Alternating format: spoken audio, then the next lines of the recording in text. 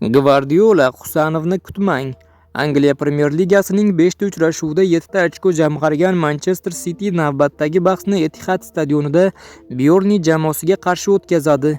Mavsum boshidan beri Josep Gvardiola tarkib tanlashda jiddiy muammolarga duch kelmoqda.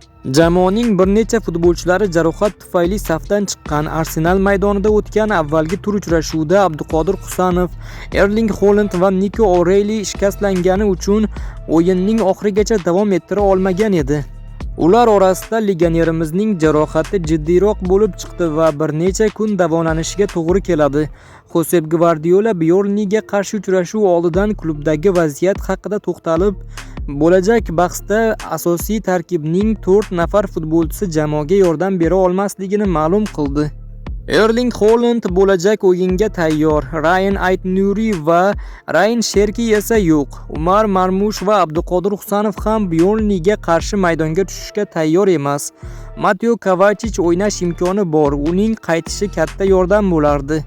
Biroq u uzoq muddat o'ynamagan, boshidan operatsiyani o'tkazdi. Hozircha maydonga tushishga tayyorlanyapti. Birdaniga o'ynab keta olmaydi albatta, dedi Josep Gvardiola. Josep Gvardiola tilga olgan bu futbolchilarning birortasi Angliya Liga Kubogi doirasida Huddersfield jamoasiga qarshi o'tkazilgan uchrashuvda ishtirok eta olmadi. Manchester City faoliyatini yoritib borayotgan qator manbalar ekspertlari shaharliklarning jarohatlangan futbolchilari ahvolidan xabar olib turibdi. Xususan, mancitynews.com sayti eksperti David Tallining bu borada bergan ma'lumotlari o'z tasdig'ini topmoqda.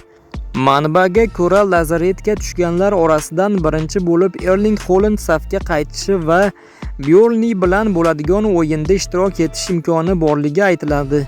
Mana endi Josep Gvardiola norvegiyalik to'plarni maydonga tushirishga tayyorligini bildirdi.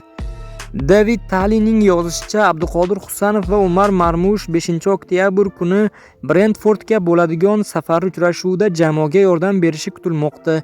Ryan Ayt-Nuri maydonga xalqaro tanaffusdan keyin 18-oktyabrda Everton bilan bo'ladigan o'yin uchrashuvida ishtirok etish uchun kelishi mumkin.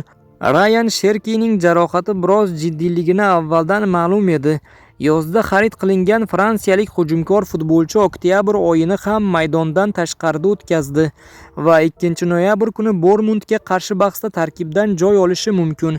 Mateo Kovacic va Calvin Phillips esa jarohatini operatsiya qildirib mashg'ulotlarni boshlab yuborgan. Murabbiylar shtabi ular sport formasini to'liq tiklab olganidan keyin maydonga tushirishni niyat qilgan ko'rinadi.